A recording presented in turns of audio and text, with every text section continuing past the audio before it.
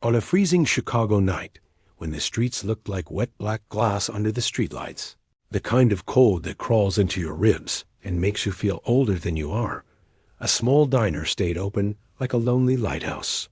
The neon sign above the door flickered as if it was tired of pretending, and inside, the air smelled of burnt coffee, cheap cleaner, and exhaustion. Melaine O'Connor stood behind the counter in a uniform that never fit right, wiping the same spot again and again because it was easier than thinking about her life. At 26, she carried herself like someone who had once dreamed big and paid for it. Her hands were rough from work, her shoulders tight from stress, and her eyes held that quiet warning look people get after they've been hurt by the world too many times.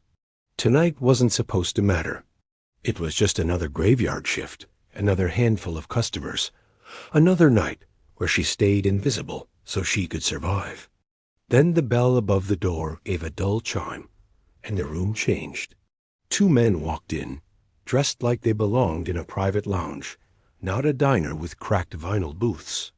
Their coats were expensive, their shoes too clean, and the air around them felt colder, like the temperature dropped simply to make room for them. The taller one moved with a calm, unhurried grace that made people instinctively stop talking. He was pale, sharply handsome, and strangely timeless, as if he didn't belong to any era. His eyes were dark and steady, the kind that made you feel like he could read the weight of your secrets. This was Victor Sterling. At least that was what the world called him.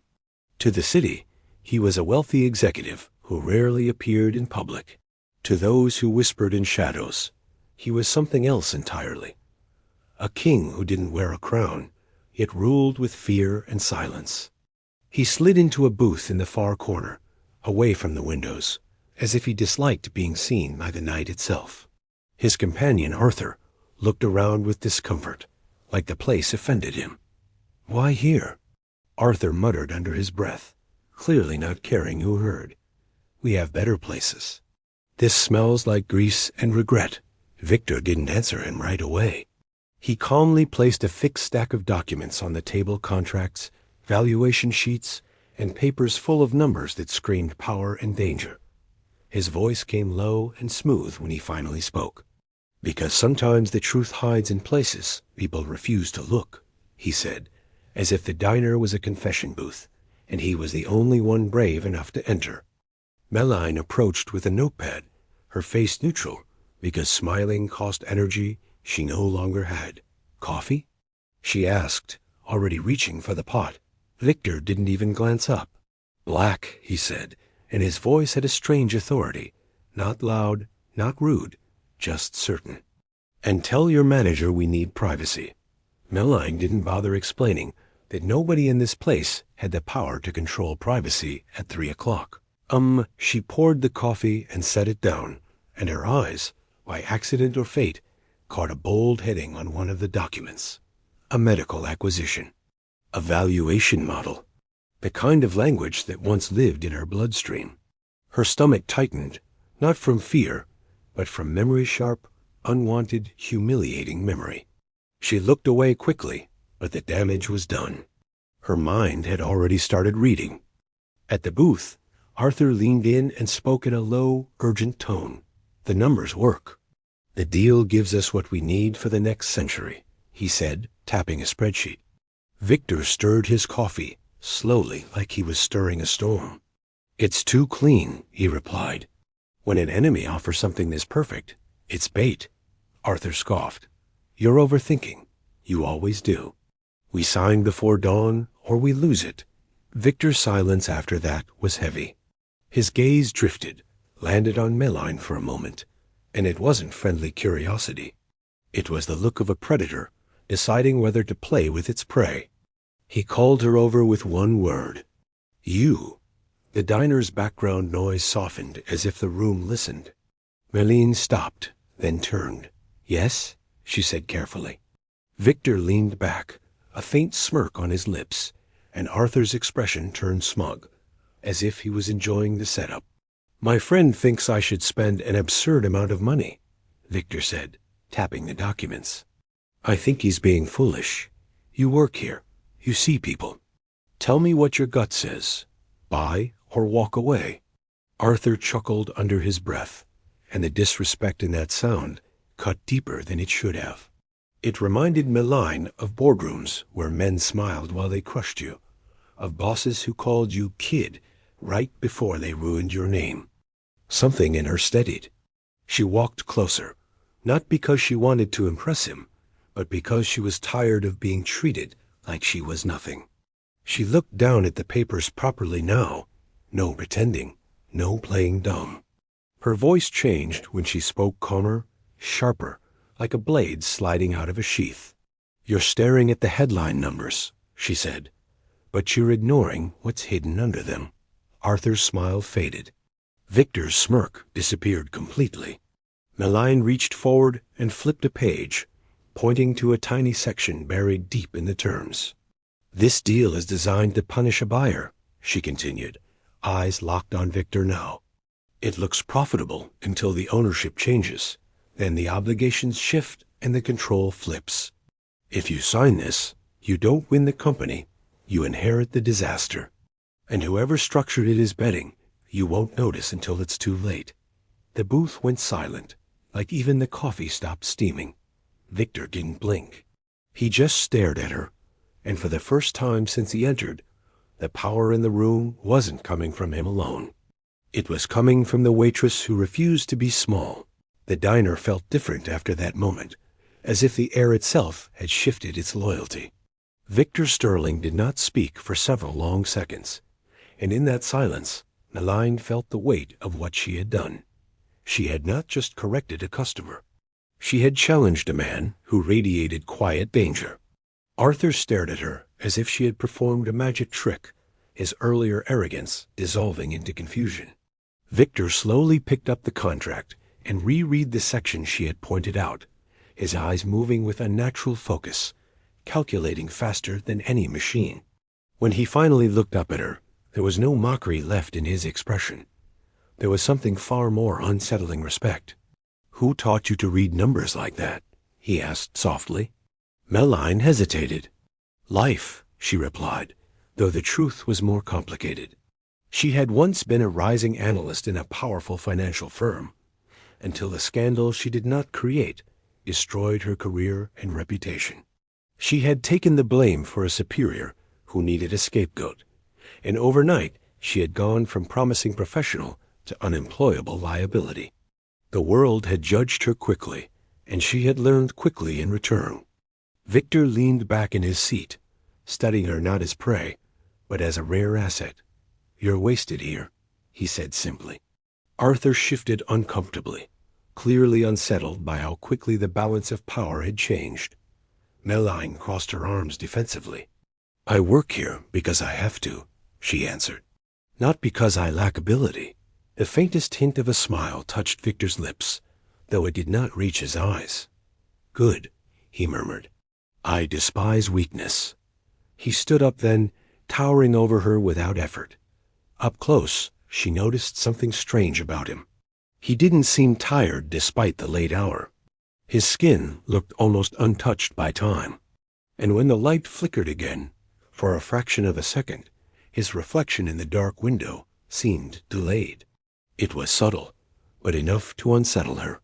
He placed a sleek black card on the table. "I have an opening," he said calmly. "A position that requires intelligence, discretion, and courage. It pays more than this diner will earn in a year." Arthur looked shocked. "Victor," he began cautiously, but Victor silenced him with a glance. Meline stared at the card without touching it. "I don't work for men who enjoy humiliating people," she said carefully. Victor's gaze sharpened. "I humiliate fools," he corrected. "You are not one of them." The words were not gentle, but they were honest, and that honesty unsettled her more than flattery would have. She thought about her overdue rent, the whispers behind her back, the way customers sometimes treated her like furniture. She thought about how small her world had become. "What kind of job?" she asked finally. Victor's expression darkened slightly, as though the answer carried weight. "One that requires loyalty," he said. and one that requires you to see beyond what most humans are allowed to see. The way he emphasized the word humans made her heart skip. She noticed Arthur stiffen at that phrasing. Before she could question it, Victor continued, "You warned me of a trap tonight. That trap was set by someone who would gladly see me destroyed. I need someone who can detect threats before they surface." His eyes held hers steadily now. "Can you do that?" Meline swallowed. Fear tried to rise inside her, but so did something else defiance. "If the numbers are honest, yes," she replied. Victor nodded once, satisfied. "Good. Then you start tomorrow night." The word night again. Something about him did not align with daylight, she realized. As if reading her thoughts, he added, "My business operates after sunset." Arthur cleared his throat awkwardly. "There are sensitivities," he muttered, unable to meet her eyes. "You'll be briefed." The bell above the diner door chimed again as another customer entered, breaking the tension. But the world already felt changed. Victor placed enough cash on the table to cover the bill 10 times over. "Consider this in advance," he said. Then he leaned slightly closer, lowering his voice so only she could hear. "Meline O'Connor, the world judged you once without knowing your value. I do not make that mistake." His words struck something deep inside her. No one had spoken to her like that since her downfall. As he turned to leave, she felt an impulse she didn't fully understand. "Why me?" she asked.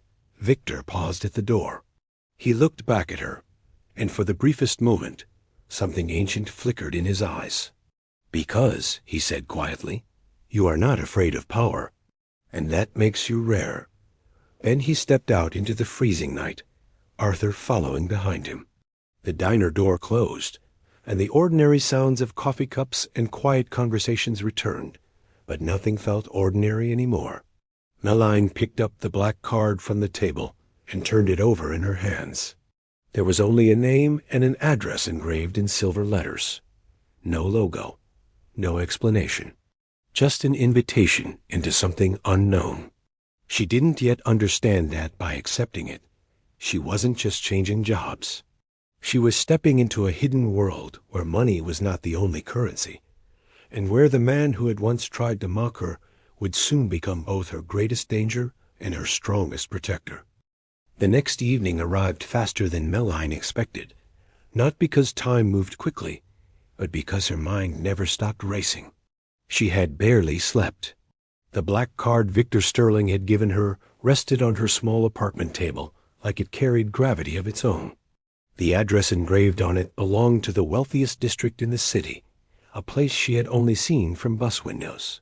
By the time the matte black luxury car arrived outside her crumbling building, half the neighborhood was watching through curtains.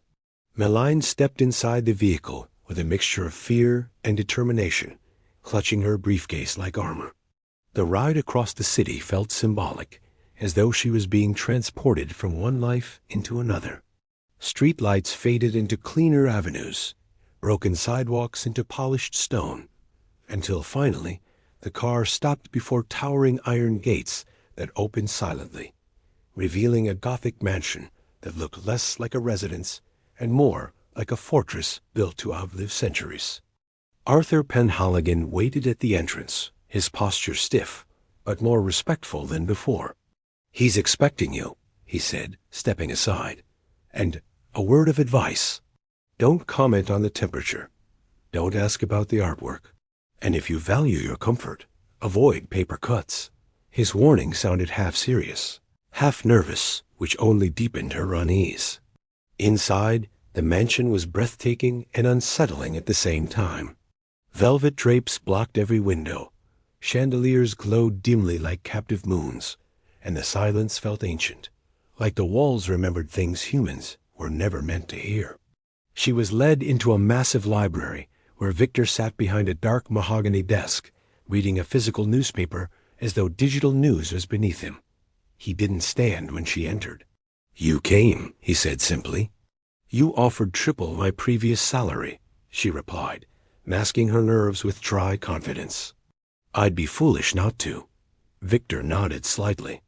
Honesty. Efficient. He slid a thick contract across the desk, but it was only a formality. Once signed, he handed her a secure tablet. Your first assignment, he said, his tone sharpening, is to audit my private operational accounts. Meline frowned slightly. Private as in corporate? She asked. Victor's eyes darkened. Private as in unseen.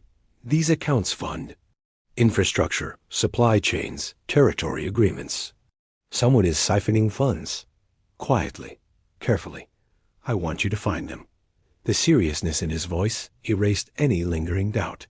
She moved to a leather chair nearby and began working, fingers moving with familiar speed across encrypted ledgers. Hours passed unnoticed. Victor watched from his desk, fascinated. Most humans felt suffocated under his presence, but she grew more focused, not less. She chased patterns like a hunter. Finally, she froze. I found something, she said. Victor appeared beside her instantly, so fast she hadn't seen him move. It's not a single leak, she explained, pulling up layered transfers. It's disguised as waste management expenses routed through shell logistics firms. But the routing numbers are spoofed. The money bounces offshore before landing in a private war chest. Victor's jaw tightened. Whose? He asked. She enlarged the final ledger stamp. Silas Vane, she said quietly.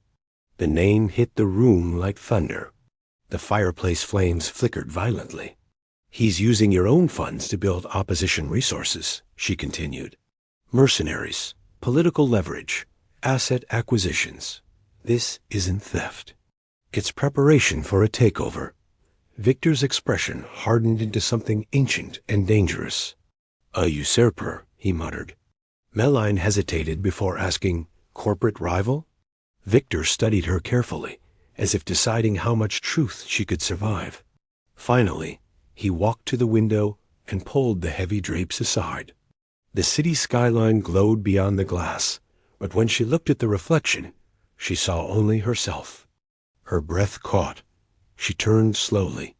Victor stood behind her, solid, real yet absent in the mirror. Panic surged through her chest, but his voice anchored her. The accounts you are auditing do not belong to a conventional corporation, he said calmly. They fund the financial stability of my coven. Silas Vane seeks to bankrupt us, starve us, and force chaos into the human world. Her mind struggled to process it. Coven? She whispered. Victor's eyes flickered faint crimson. Vampires, Meline. Silence swallowed the room. Fear rose, but it didn't paralyze her. Instead, she thought about the data, the missing persons correlations, the supply chain ethics Arthur had hinted at. You regulate feeding, she realized aloud. Victor nodded once. Structured, consensual, controlled. Without that structure, predators hunt freely. I am trying to prevent that future. She exhaled slowly, steadying herself against the desk. This was madness, and yet the numbers proved it. If I help you, she said carefully, this isn't just finance. This is preventing slaughter. Victor extended his hand, pale and still. Exactly. She looked at it, knowing this handshake meant stepping fully into darkness. But she also knew she had already stepped in the moment she exposed Silas's theft. She placed her hand in his. His grip was cool but steady. Then we don't just defend, she said. We dismantle his funding entirely. For the first time, Victor smiled, not predatory, but impressed. The waitress he had once mocked was now his strategist, and somewhere beneath the fear and danger, respect was quietly turning into something deeper. By the fourth night of working inside Sterling Manor, Meline understood that managing the finances of the undead was far more dangerous than anything she had faced on Wall Street. Her office had been set up in the lower level of the mansion, a reinforced operations room filled with humming servers, encrypted terminals, and digital ledgers that tracked far more than currency. She was no longer monitoring profits alone. She was tracking blood supply logistics, donor contracts, medical acquisitions, and underground trade routes that ensured vampires fed without turning cities into hunting grounds. The responsibility weighed heavily on her shoulders, but instead of breaking her, it sharpened her focus. She realized that Victor's empire wasn't built purely on power. It was built on control, balance, and prevention. Every financial decision he made kept chaos away from humanity. And the more she understood that, the more her fear of him slowly transformed into respect. Arthur had become her reluctant guide in this hidden world. He brought her files, explained supply indexes, and occasionally offered dry commentary that almost passed for humor. "Think of blood like oil," he said once, placing reports on her desk. "When supply dips, instability rises. Young vampires lose discipline. Victor's reforms keep that from happening." Meline nodded, absorbing everything, but her mind always circled back to Silas Vane. The siphoned funds she had uncovered weren't random theft. They were war financing. She began building countermodels, predicting where Silas would strike next financially. That was when the alarms went off. It wasn't a fire alarm or security chime. It was a deep, vibrating pulse that shook the room itself. Arthur's face drained of color. "Perimeter breach," he muttered. Before she could ask more, her phone lit up with Victor's name. "Lock your office door," he ordered immediately. "Do not open it for anyone but me." The line cut before she could respond. Above her, the mansion erupted into chaos. She heard crashes that sounded like marble shattering, furniture breaking, and something far worse roars that didn't belong to human throats. Yet even as fear climbed her spine, her eyes remained on her monitors. Because while the physical attack unfolded upstairs, the digital ledgers began to move. Large transfers, rapid liquidations. "A dual assault," she whispered.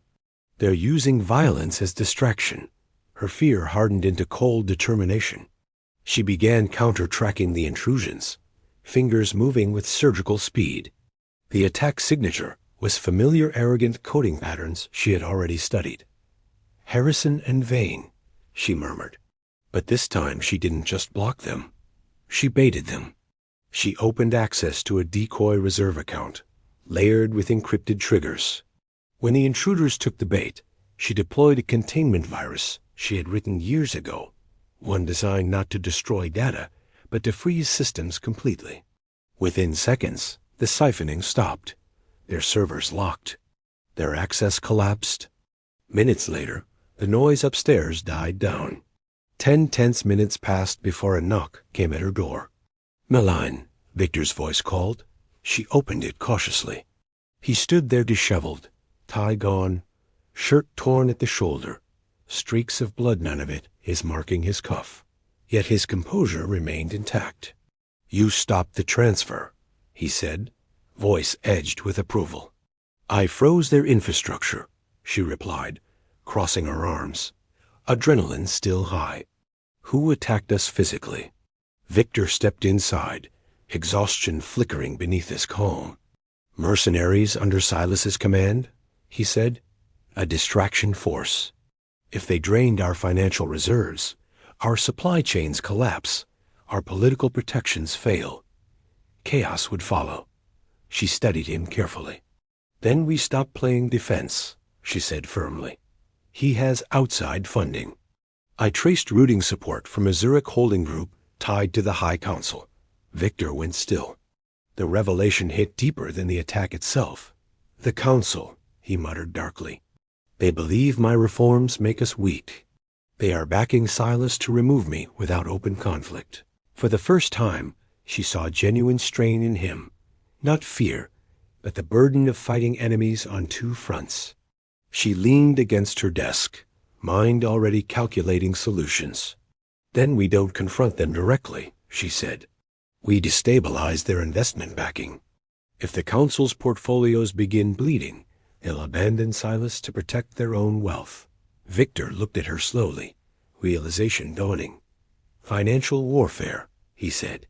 "You intend to bankrupt his supporters." She gave a small, determined nod. "You think like a warlord," she replied. I think like a market strategist.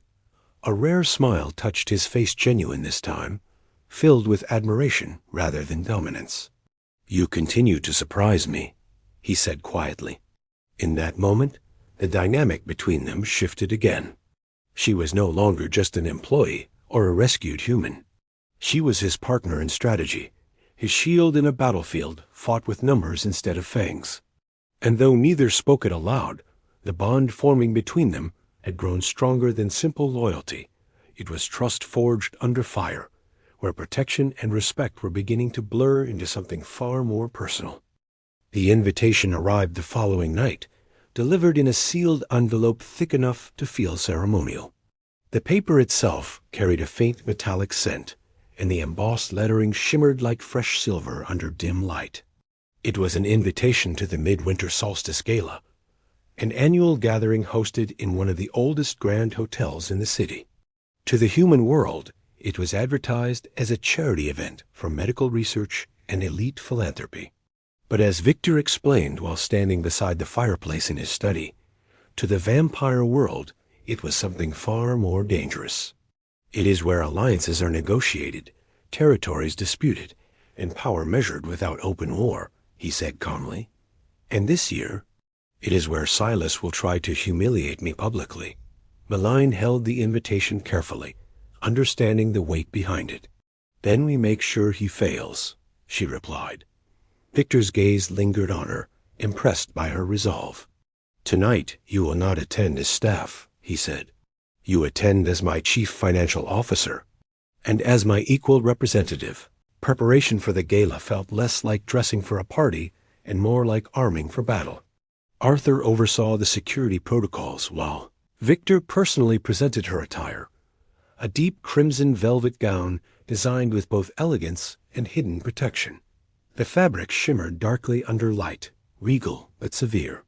Reinforced lining, Victor explained. Discreet defense measures embedded. He also handed her a platinum choker set with an obsidian stone. A sonic deterrent, he said. If activated, it incapacitates vampires within close range for several seconds. Malign raised an eyebrow. You expect me to be attacked at a charity gala? Victor's expression didn't soften. I expect Silas to exploit any weakness. You must look unbreakable. When she finally stepped into the mirror wearing the gown, she barely recognized herself. Not the waitress, not the disgraced analyst, but a woman standing at the edge of power. The arrival at the gala was overwhelming. Cameras flashed as luxury vehicles lined the entrance, human elites unaware they were sharing space with ancient predators. When Victor stepped out, the atmosphere shifted instantly. Conversations paused. Eyes followed. He didn't command attention, he owned it. Then he offered his hand to Malign, guiding her onto the carpet beside him. Whispers spread like electricity. Inside the ballroom, chandeliers cast cold light over polished marble floors, and the temperature felt subtly lower than any human event should allow. Malign kept her composure, remembering Victor's quiet instructions. Do not look intimidated. Predators smell fear. She scanned the room like she would scan a market board, identifying power players, financial backers, political influencers. And then she saw him. Silas Vane stood near the center, surrounded by admirers, his golden features sculpted like a statue built for war. His smile held no warmth, only calculation. When he noticed Victor and Malign approaching, his expression sharpened into amusement. He walked toward them with predatory grace, dismissing his circle without effort. Victor, he greeted smoothly. I heard your accounts were under strain. Brave of you to attend. Victor's reply was cool as frost. Temporary adjustments, he said. Allow me to introduce my CFO. Silas's eyes moved to Malign, studying her not as a woman, but as an equation. So this is the little strategist, he mused. The waitress who thinks she can read empires. His voice dripped condescension meant to provoke fear, but Malign didn't retreat. I don't think, she replied calmly. I calculate. The surrounding vampires fell silent. Challenging Silas publicly was dangerous. He stepped closer, lowering his voice. "You've interfered in matters beyond your understanding," he warned. Naline held his gaze. "Your expansion portfolios are overleveraged," she said evenly. "You're borrowing against assets you don't control. If your funding collapses, your entire structure falls with it." His smile flickered for the first time. "You think numbers frighten me?" he asked. "Numbers don't frighten anyone," she answered softly. "They expose them." Victor watched beside her, pride hidden beneath his stoic expression. She was standing unshaken before one of the most feared vampires in the continent. Minutes later, she stepped onto the terrace, overlooking the frozen city skyline. Her phone displayed the trading algorithms she had engineered synthetic market triggers aimed at destabilizing Silas's silver-backed collateral reserves. She inhaled once, steadying herself, then initiated the sequence. Inside the ballroom, phones began buzzing. Conversations halted. Panic rippled quietly through Silas's supporters as asset values plunged in coordinated waves. From the balcony, Maline saw Silas check his screen, and for the first time, rage replaced arrogance. She allowed herself a small smile of victory, but the glass door behind her shattered instantly. A massive guard seized her arm, dragging her toward the balcony edge. "Reverse it," he growled. Her phone slipped from her hand, clattering beyond reach. Heart racing, she pressed the obsidian choker. The sonic pulse exploded outward. The guard staggered, grip loosening just enough for her to drop safely onto the terrace floor. Before he could recover, Victor descended from above like a storm. He struck the attacker down in a single brutal motion, then turned immediately to her, fear flashing in his eyes, not for himself, but for her safety. "Are you hurt?" he demanded. She shook her head, breathless, pointing toward her fallen phone. "Check the markets." Victor looked and saw the collapse already in motion. Silas's empire was unraveling financially in real time. But inside the ballroom, the battle was no longer financial. Silas stood waiting, fury unleashed, loyalists gathering behind him. The gala had transformed from diplomacy into confrontation, and Maline realized the war she had triggered with numbers was about to erupt in blood. The ballroom no longer resembled a charity gala. The elegant music had stopped. Chandeliers trembled slightly from the shock of rising tension, and the once refined guests had retreated toward the edges of the room, forming a silent circle around the unfolding confrontation. Silas Vane stood at the center, fury burning openly in his eyes as the glow of incoming financial alerts reflected across his pale face. Around him, his remaining loyalists hesitated, their confidence shaken by the rapid collapse of his funding network. Victor positioned himself slightly in front of Maline without making it obvious, his posture protective yet controlled. He did not snarl or threaten. He simply stood there, radiating authority that did not require noise. Silas pointed toward Maline, his voice echoing through the ballroom as he accused her of manipulation, sabotage, and treachery. She felt fear rise in her chest, but it no longer paralyzed her. It sharpened her resolve. "You built your power on leverage," she said clearly, surprising even herself with the steadiness of her voice. "You borrowed influence, loyalty, and control. Now the debt is due." The surrounding vampires watched in stunned silence. No human had ever addressed Silas so directly. Silas's smile twisted into something dangerous as he stepped forward, but Victor's hand lifted slightly, a quiet warning. "You threaten her," Victor said calmly, "and you threaten every reform I have fought to protect."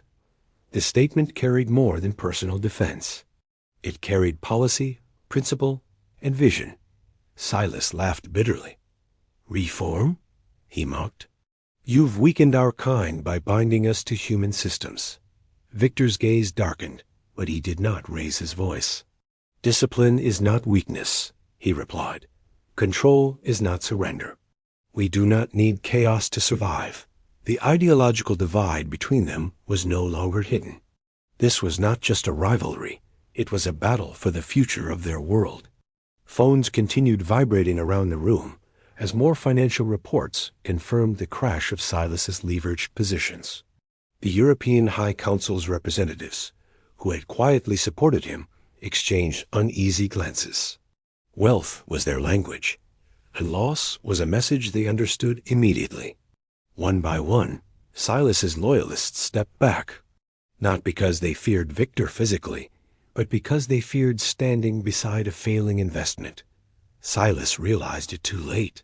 His funding was frozen, his collateral seized, and his political backing evaporating in real time.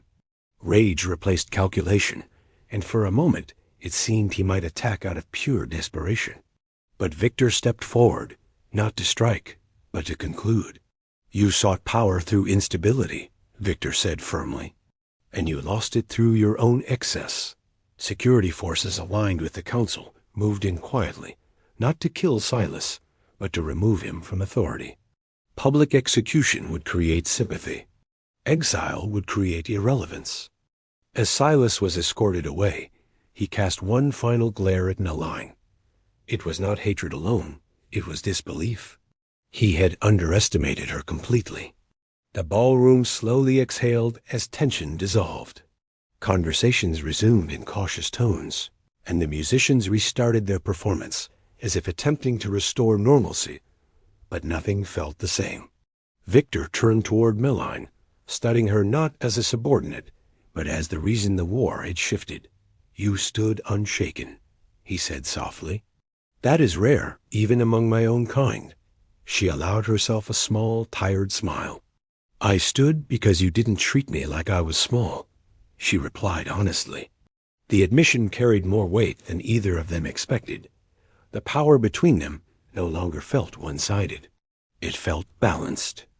Later that night, standing alone on the terrace, overlooking the sleeping city, Meline felt the cold air brush against her skin. Victor joined her quietly. "You changed the course of my coven tonight," he said, "not with strength, with clarity." She looked at him carefully.